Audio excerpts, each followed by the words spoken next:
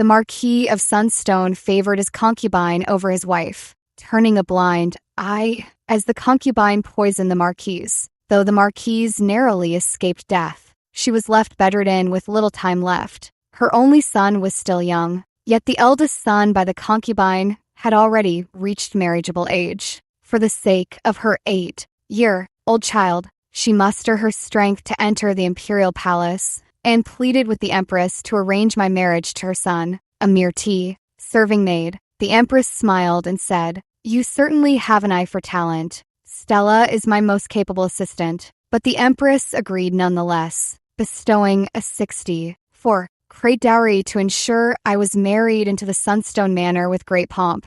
On the wedding night, the concubine who had poisoned the Marquise drowned in the estate's pond. Household intrigue thrives on back and forth maneuvers, but I play by the rules of the palace, where only a single fatal strike matters. The Marquise had granted me the utmost honor. When the betrothal gifts were to be sent, the Marquis of Sunstone deemed the matter absurd, considering he was merely marrying a palace maid. Thus, he insisted on the modest standards befitting a marriage for a lesser son, forbidding any extravagant arrangements. The Marquise was so enraged, she nearly coughed up blood, but her fury was futile. She then offered her own dowry as the betrothal gifts to be sent to the imperial palace. Alas, she was gravely ill and bedridden, completely unaware that her dowry had been brazenly swapped out by that audacious concubine. What reached the palace was nothing but a pile of scrap metal and junk. My close sisters urged me to make a scene and seek justice from Her Majesty.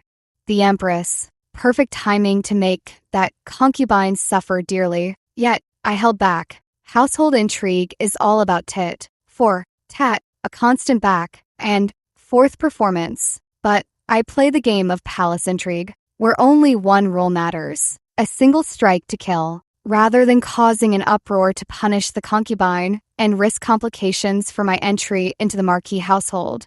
It would be better to wait until I'm inside the manor and deal with her myself. Concubine Wen's body was soon discovered, throwing the entire Marquis into immediate turmoil. The Marquis was utterly grief-stricken. The eldest son by a concubine, born to concubine Wen, insisted she had been murdered and demanded an official investigation to find the culprit. The Marquise intervened, declaring that the death of a mere concubine was insignificant and should not disrupt the joyous occasion bestowed by Her Majesty. The Empress, the eldest son by a concubine, screamed hysterically, accusing the Marquise of murdering his birth mother. He even drew his sword on the spot, demanding a life for a life. The Marquise responded with cold laughter. She immediately ordered someone to report the matter to the authorities. She insisted on a thorough investigation to determine whether concubine Wen had accidentally drowned or fallen victim to household intrigue. She also demanded an inquiry into how she herself had been poisoned earlier, despite being in good health. Although rumors of the Marquise's poisoning had long circulated widely outside the estate, the Marquis of Sunstone had swiftly found a scapegoat to take the blame. The Marquise did not wish for the matter to escalate, as it would ruin both Sunstone Manor and her own son, so she chose not to pursue it further. Now, she brought up the old matter again. If concubine Wen's misdeeds were uncovered, the eldest son by a concubine could forget about ever inheriting the title. Even the official position he had worked so hard to obtain would be lost. The Marquis of Sunstone, not wanting the affair to blow up, did his utmost to quell the dispute. Amid the chaotic farce, I feigned ignorance, held my lord, and went to sleep. The next day, I brought my attendants to pay respects to the Marquise. I saw the Marquis, his eyes swollen and haggard, and the furious, despairing eldest young master. The Marquise, however, was radiant with joy, beaming as she greeted me. The eldest son by a concubine stood there in white mourning robes, an eyesore in his hemp attire. Seeing this, he was the first to sneer. Mother and sister-in-law seemed quite pleased. How pitiful that my concubine lies bones decaying in the netherworld, denied even a proper funeral. My lord and I were wed by the Empress's decree. Yet at this joyous moment, a concubine has died. We certainly cannot hold an elaborate funeral and bring ill fortune upon the Empress. Not long ago, the Marquis of Sunstone was impeached by the censor for failing to maintain order in his household. He was dragged to the Meridian Gate and given 20 strokes with the cane. For now, the matter has temporarily cooled, and he dares not cause further trouble. Thus, he could only allow the Marquis to have concubine one's body sent out of the mansion overnight and buried hastily. Without even a flicker of my brow, I continued to listen obediently and meekly to the Marquise's instructions, accepting the ruby hairpin she gifted me. The eldest son by a concubine grew increasingly unable to contain himself, gritting his teeth as he said, "How can you be so at ease with yourself? On your very first day here, you brought death upon my mother." It is said he actually smashed a teacup and pointed at me furiously. "Did you have something to do with my mother's death?" So lacking in composure. The key point is, the Marquise's face suddenly darkened. "Eldest, have you no regard for me? Yesterday, you blamed me. Today, you accuse your sister. In law, must you deliberately stir up trouble on this joyous occasion?" The eldest son by a concubine sneered with bitter resentment. "My concubine, mother is gone, dead, so suddenly. Yet no one in this entire mansion seems to care. My heart is overwhelmed with grief. Does mother not even permit her son to have any emotions? Rather than claiming injustice for his mother, I suspect he's using this as an excuse to make a scene, to win even more pity from the Marquis, to tarnish the Marquise's reputation, while simultaneously unsettling me and putting me in my place." I leisurely adjusted my hairpin and said with a light laugh, "Then what does the eldest young master intend to do? Have the entire Marquis household mourn for a low-born concubine? Or do you wish to apprehend the killer of your birth mother, since the young master feels so aggrieved? I'd like to ask." I smiled as I turned to look at the Marquis of Sunstone. How did concubine one, a mere concubine, come to be in the outer courtyard where men reside at night? Unless it was because concubine one had the audacity to bribe outsiders to bring in poisonous insects. She intended to place it on the wedding bed to harm me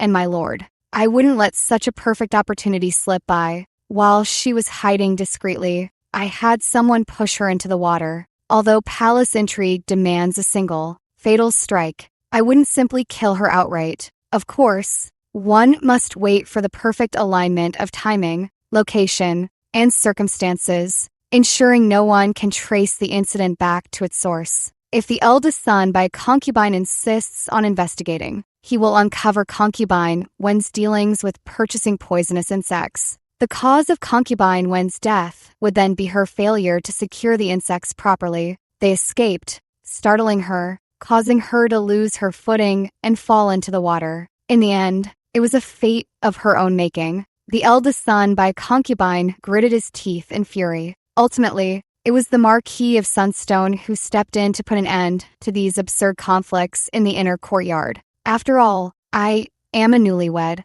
and as someone favored by the Empress, he had to show me some respect. The Marquise snorted disdainfully. Then, she eagerly handed over the household tally token to me. My health has never been robust, so concubine one was the one managing affairs. Now that she's gone, you'll be taking over the management from now on. Upon hearing this, the eldest son by concubine showed signs of resentment and apprehension. I suspect concubine one must have skimmed quite a bit for herself. However, that's not the most pressing matter at the moment. As soon as I left the Marquise's presence, I took my people and stormed directly into concubine one's former residence. She's already dead. Of course, her belongings need to be properly dealt with. The eldest son by concubine rushed over impatiently and confronted me. The concubine only passed away yesterday. I shot him a cold glance. The deceased is gone. What needs to be sorted should be sorted. Otherwise, how can the accounts be managed? Rest assured, elder brother, I will return all of concubine one's belongings to you intact. As for what doesn't belong to concubine one, I made a grand spectacle of having the betrothal gift she embezzled from me, originally from the Marquise, carried back to the Marquise's courtyard. For the missing portions, I compiled a list and sent it directly to the Marquise. With concubine when dead, I no longer feared the Marquise might be angered into falling ill. Thus, the Marquise flew into a rage. She pointed at the Marquis's nose and cursed him to the heavens. I took the opportunity to present the ledger, listing the other items from concubine Wen's residence. The Marquise waved her hand grandly. Whatever dowry I am missing shall be compensated with that wretched woman's possessions. This was merely the dowry of the Marquise of Sunstone. Moreover, I had hired 10 bursars. Overnight, they uncovered discrepancies in the estate's accounts, revealing that concubine Wen had embezzled over 30,000 taels of silver and numerous valuable treasures over the years. Seizing this pretext, the Marquise of Sunstone turned on the eldest son by a concubine. The debts your concubine mother left behind must have all been given to you. You must hand them over. The situation reversed. In the past, the eldest son by a concubine had often gained many benefits through his birth mother's favor without even showing his face. He never expected that with his mother's death, he would instantly fall into decline. The inner household was under the control of the Marquise and me. Those loyal to concubine Wen had long been driven out by me, using evidence of embezzlement and disrespect as leverage. Within this mansion, he was utterly isolated and without support. Thus, he sought help from his father, the Marquis of Sunstone, who had always held him in high regard. But the Marquis happened to be away from the capital on an official assignment. So, under the pressure from the Marquise and me, he had no choice but to grit his teeth and hand over the amount I demanded. And then, he fell into my trap. A mere illegitimate son, just beginning his official career. Where could he have gotten tens of thousands of taels of pure silver? Was it embezzlement? Or did he knowingly turn a blind eye to concubine Wen's meddling in the inner household? Neither scenario would reflect well on him if exposed. By the time he realized what had happened, the money was gone, and his reputation was in the Marquise's hands. Perhaps he finally understood that having no allies in the inner household had cost him dearly. Now, not only had he lost money, but he had also trapped himself. I knew it. In his anxiety, he would soon devise a new plan. As soon as concubine Wen's 3-month mourning period ended, he couldn't wait to hint to the Marquis of Sunstone about arranging a marriage for him. He had mastered concubine Wen's art of playing the victim to perfection. The Marquis truly doted on this eldest son by a concubine. He bypassed the Marquise entirely, a grown man personally screening potential daughters in law, and his sights were set high, aiming for a noble woman from a prestigious family, specifically targeting those known for their sharp wit and capability. A mere son of a concubine, daring to reach above his station? What respectable family would offer their cherished daughter to a concubine, born eldest son, neither here nor there in status? When I heard of this, I sensed trouble brewing. The Marquise of Sunstone was impeccable in every way, except for her sharp tongue that spared no one. It was this very trait that had strained her relationship with the Marquis years ago, allowing her maid to seize an opportunity. Conceive first, yet though her words were cutting, her heart remained soft. She permitted the maid to give birth to the concubine, born eldest son, and allowed the Marquis to dote on his upbringing. By the time she gradually came to her senses and softened her stance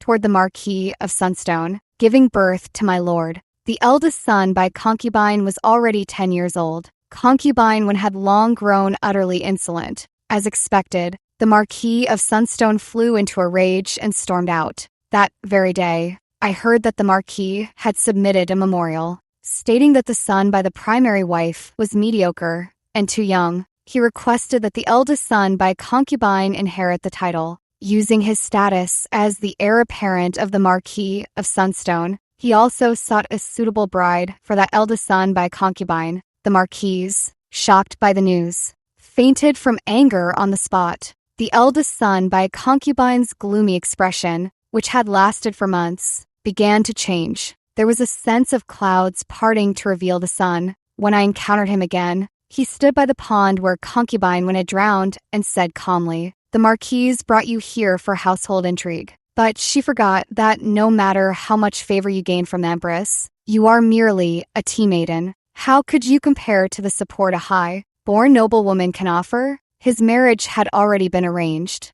It was with the second daughter of the first, rank general. That great general holds your majesty's deep trust. with his assistance. Inheriting the title would be as certain as nails on a board. Yet now, he stands by the pond where his birth mother drowned, declaring war against the legitimate line. He won. Moreover, he would never forget his mother's murder, but seeing his confident demeanor, I laughed. With so many people around the Empress, have you never wondered why the Marquise specifically sought me out by name? It's true that I am the Empress's tea maiden, but at the same time, I am also the Empress's own niece. I am a bastard child. My father is the Empress's younger brother, while my mother was a tavern maid. After their illicit affair, they conceived me. My nominal father took the money and sealed his lips. He brought me home as his legitimate daughter, granting me a respectable status. By all rights,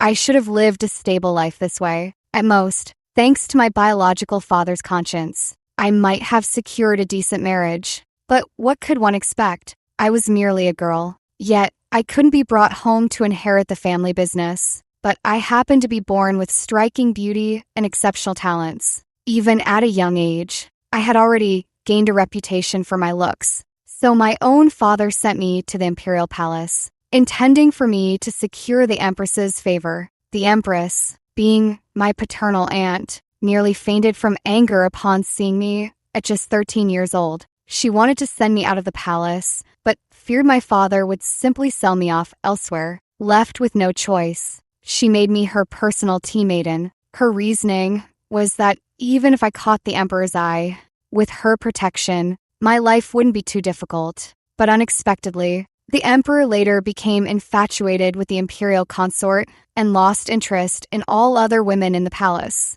And so, day after day, my own prospects were delayed indefinitely. The Empress quietly let slip some details about my background. However, I was simply regarded as a concubine, born daughter, raised under the Empress's care. My upbringing was certainly not lacking. Moreover, the Empress promised a generous dowry. Some noble families, seeking to curry favor with her, were willing to arrange marriages for their second sons or illegitimate sons. After all, my humble origins remain a glaring flaw. How could I ever qualify as the matriarch of a great household? Yet the Empress never approved of me until the pragmatic Marquise of Sunstone, who valued substance over appearances, sought my hand. Only then did the Empress relent. I still remember the day my betrothal was settled, lying on the couch nestled in the Empress's embrace, listening to her words. Youth has its advantages. Make him respect you,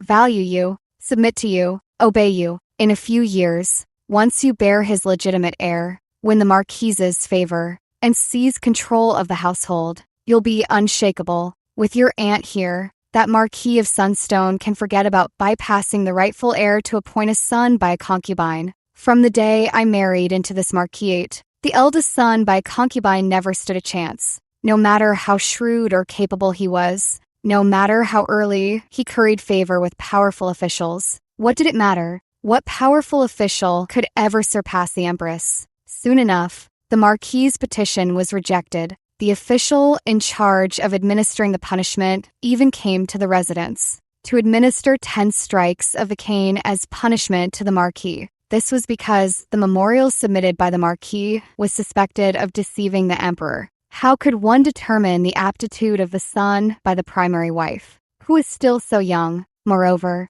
the Marquis of Sunstone had previously been punished for favoring his concubine over his wife. Now, it was clear that out of personal bias and preference for his son by the concubine, he disregarded rules and laws, bypassing the son by the primary wife to petition for the illegitimate son to be named the heir apparent. Out of consideration for the Marquis of Sunstone's past merits, a light punishment was given as a stern warning. The Marquis of Sunstone knelt on the ground, listening to the reprimand with a grim expression. Yet he had no choice but to respectfully express his gratitude for the Emperor's mercy. Then, he lay on the bench and received 10 strikes of the cane in front of all the servants. The young eunuch delivering the decree quietly told me, "Miss Stella, Her Majesty the Empress said that now is not the right time to petition for the heir apparent. The Marquis of Sunstone will need to recuperate for quite some time afterward. For now, win him over." Though his words were vague, I already understood the meaning. His Majesty has been in a foul mood lately, berating everyone he sees. Naturally, this is not the right time to request an audience with the heir apparent. As for winning over the Marquis of Sunstone, concubine Wynne is neither beautiful nor particularly talented. In the past, she won favor through her gentleness. Once enjoying exclusive favor, she gave birth to the eldest son by a concubine ahead of others. Only after securing her position did she gradually become domineering. After consulting with the Marquise, I carefully selected a beautiful and gentle maid to serve by the Marquis of Sunstone's side. She is delicate in appearance, seeming fragile, yet carries a certain grace. She has read several books and holds great admiration for generals skilled in warfare. In attending to the Marquis of Sunstone, she is thorough in every detail, often causing the Marquis of Sunstone to become lost in thought for long periods. After the Marquis of Sunstone recovered from his injuries, he proposed taking this maid as his concubine, and as a favored concubine, no less. He even insisted on holding an elaborate ceremony. Not long after, it will be the wedding day of the Marquis of Sunstone's eldest son by a concubine. Although the matter of him inheriting the title has become increasingly uncertain, but the marriage arrangements were already settled. So, he had no choice but to grit his teeth and accept it. The Marquis sneered and stated bluntly, "Do you want to give face to your concubine, or to your eldest son? Choose one. It wouldn't do to have people send 2 sets of lavish gifts." The Marquis of Sunstone found himself in a dilemma, yet with his beloved weeping pitifully before him, he felt she had already suffered enough by becoming a concubine. As for his son, whether the wedding was extravagant or ordinary, it wouldn't make much difference either way. So he chose the beauty who held his heart. Thus, the Marquis personally oversaw the concubine ceremony, making it a grand and splendid affair. As for the wedding of his eldest son by a concubine, expenses were cut wherever possible. In the end, they couldn't even be bothered to procure new items for the occasion. Instead, they used leftovers from my own wedding. On the wedding day, only 2 or 3 banquet tables were set, and most laughable of all was the bride's dowry, which was pitifully meager, even though the second legitimate daughter was not particularly favored. But it shouldn't be this scarce. Even ordinary officials' daughters get at least 8 dowry chests when they marry, yet she barely managed to scrape together 32 chests, and they were all common items, with no shops or estates in sight. It wasn't until the second day after the wedding, when the newlyweds came to pay their respects, that I got the shock of my life. This new sister-in-law was breathtakingly beautiful, so dazzling just standing there. But she wasn't the general's legitimate daughter we had met before. The Marquis of Sunstone was also stunned. What is the meaning of this? The eldest son by a concubine looked utterly aggrieved, pitiful, and furious. He clenched his fists, gritted his teeth, veins bulging on his forehead. She's not the general's legitimate daughter. She's just an illegitimate daughter who was brought back and registered under the main wife's name. What? The Marquis of Sunstone trembled with rage. Has the general's estate gone mad? How could they pull such a bait and switch? But the new sister-in-law also looked aggrieved upon hearing this. "Father," said the Marquis of Sunstone, promised the heir apparent would marry a legitimate daughter. Now, it's merely an eldest son by concubine. The Marquis broke his promise first. The Marquis of Sunstone was immediately rendered speechless. After all, it was he who had sought the marriage on behalf of his son,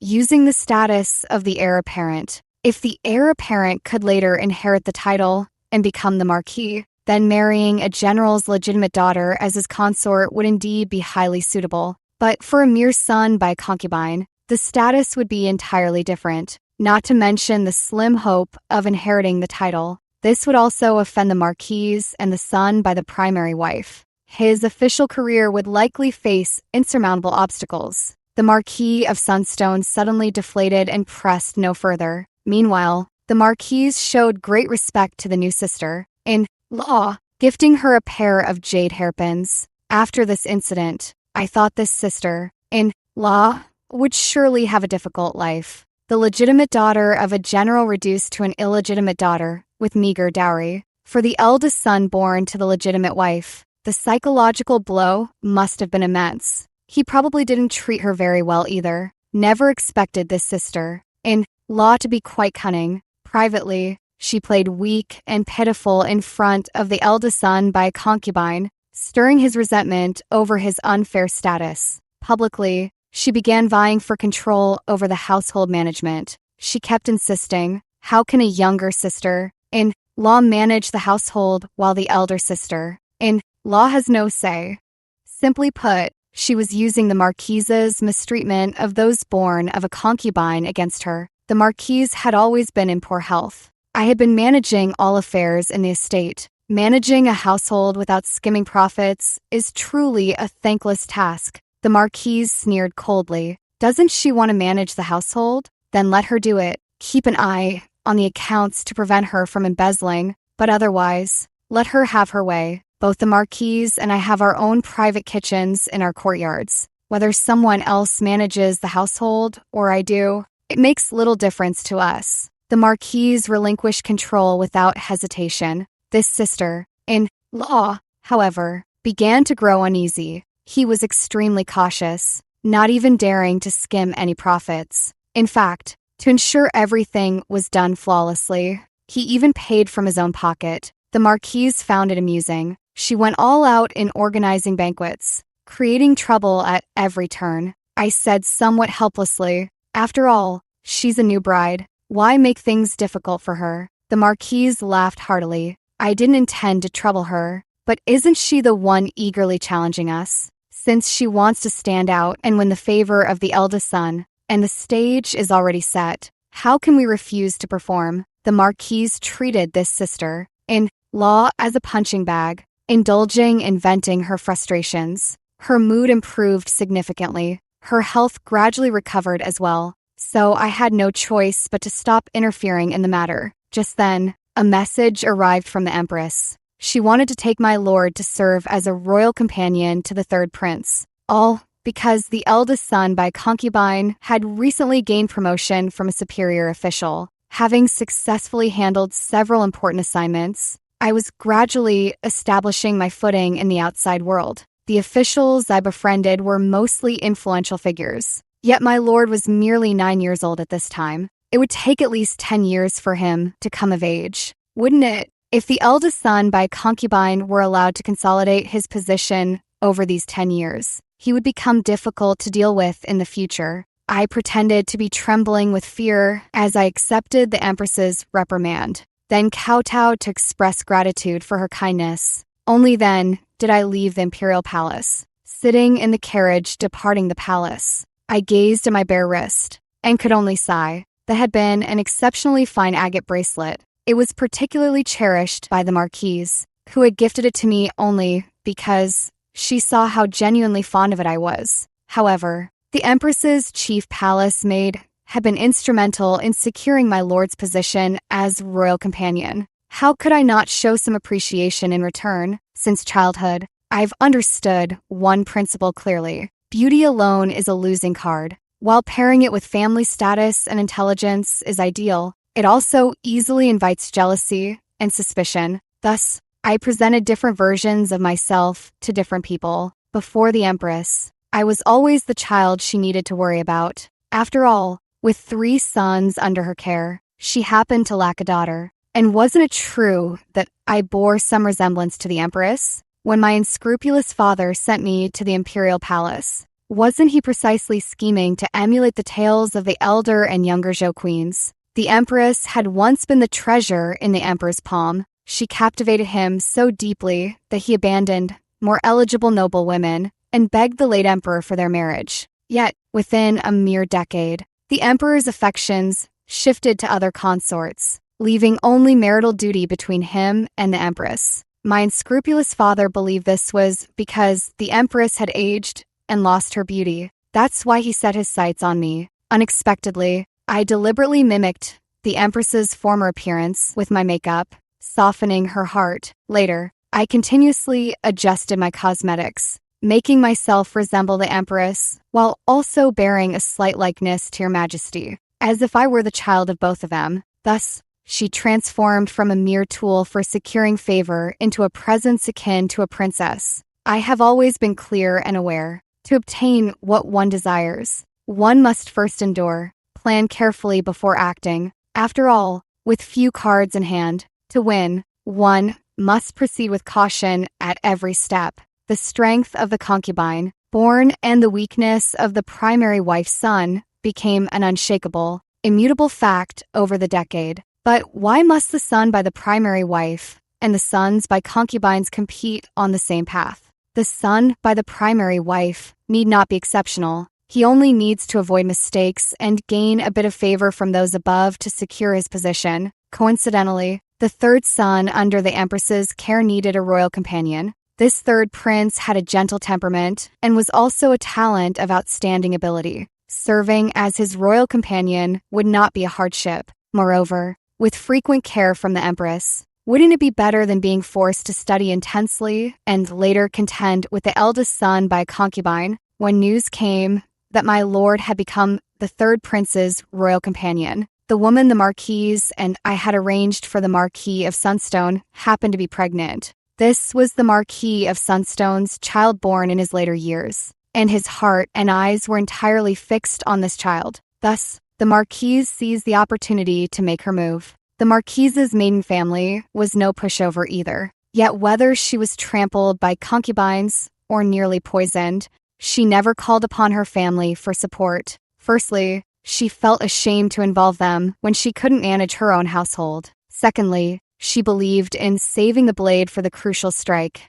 Her elder brother served in the Ministry of Appointments and directly assigned the eldest son by a concubine to a provincial post. It was a genuinely desirable location with a prestigious position. They even promoted him one rank higher. But returning to the capital in the future would be nearly impossible. He'd need to endure at least 8 to 10 years there. Even with strong connections in the capital actively maneuvering for him, it would still be difficult. Essentially, he was stranded there for good. Only then did I understand what it meant to strike with thunderous force when finally taking action. Had my lord not become the third prince's royal companion, the Marquis of Sunstone would never have exiled his carefully groomed heir. If the concubine hadn't been pregnant, diverting his attention, he wouldn't have allowed the Marquise's family to succeed. The key point is, as more time passed since concubine Wen's death, the Marquis of Sunstone was no longer so obsessed with or partial to her.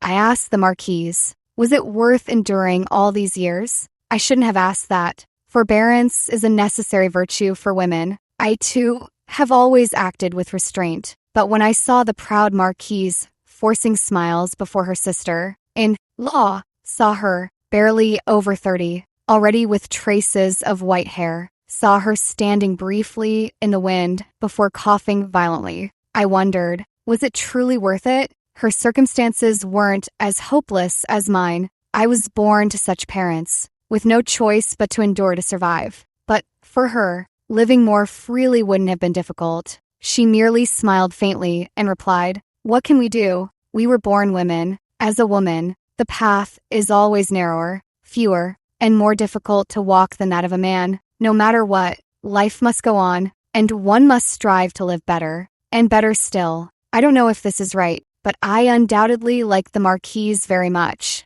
She is better than my own mother." And so, I spent day after day at the Sunstone Manor. 1 year, 2 years, my lord gradually grew into adulthood. We consummated our marriage, and I bore children. He fell in love with another woman. He began to aspire to an official career. Gradually, I began to live the life the Marquise once led. Wives and concubines vied for favor. Legitimate and illegitimate children fought for status. The Marquise often scolded her son, angrily calling him foolish and base. I knew she felt she had wronged me, but I thought, this life is quite good, far better than my days as the Empress's tea maiden. The harsh treatment from your grace, the exclusion and jealousy from the other palace maids, the constant uncertainty of when your majesty might take a fancy to me. I wonder if the Empress would feel threatened and see me as a rival. Everything remains unknown, like the moon reflected in water.